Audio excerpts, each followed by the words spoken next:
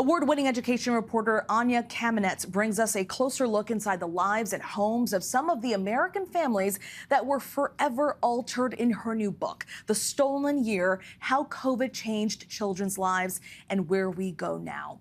Joining us now is Anya Kamenetz, author of The Stolen Year. Anya, thank you so much for joining us. I have to tell you, I've covered the COVID pandemic since the very beginning, January of 2020, and throughout the entire pandemic, all I could think about were children and how they were being impacted and how so many of them, it would probably take them years to recover after falling behind for so long. When did you realize there were some deep problems that couldn't be addressed in a regular report? I was here in Brooklyn in my home office. I have a full-time job for NPR covering the schools. I had two young children at home, 3 and 8 years old at the time.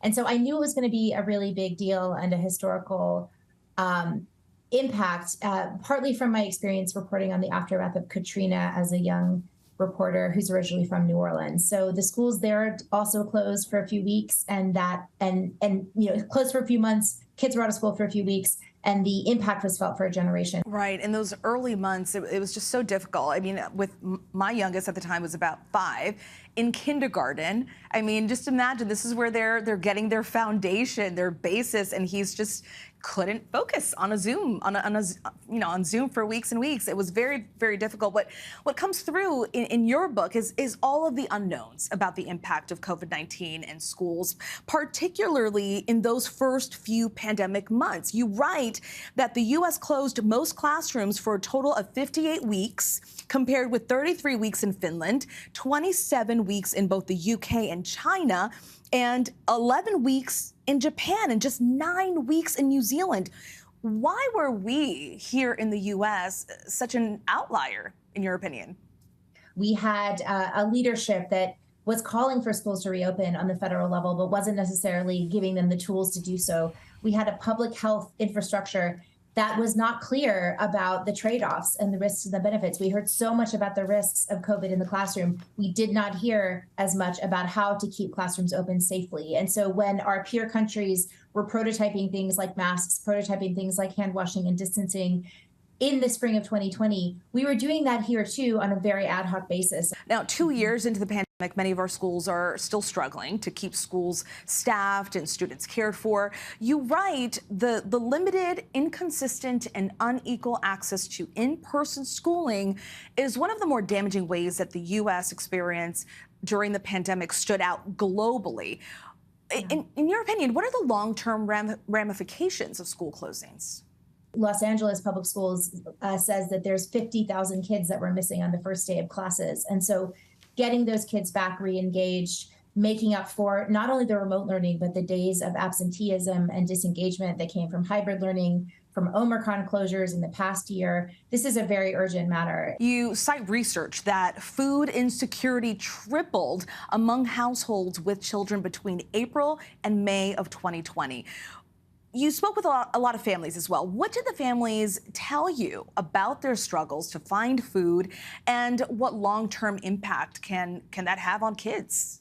One family that stood out to me was a single mother who was had come from Peru to San Francisco. She had a 4-year-old daughter when the pandemic started, and she had no choice but to bring her daughter on the bus with her to her job cleaning hotel rooms, which was her essential job that she kept when everything shut down. And she was basically going to pantries, to churches, standing in line sometimes for hours.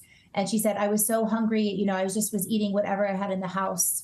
And this was unfortunately a really common experience. You speak to a medical resident who tells you about the adolescent psychiatric patients they've seen, and you spoke with families about changes they noticed in their kids. Describe some of the things those young people were struggling with. With teenagers, you saw depression, anxiety becoming more acute.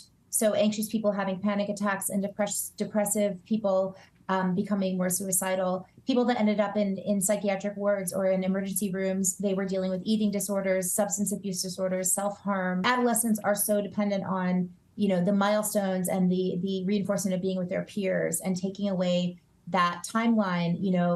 I had a teenager say to me, like, it feels like the best years of my life are just going down the tubes. Yeah, it's devastating to think about. Now, in all of your reporting, you've spent so much time on this. What was the most important thing you learned from writing this book?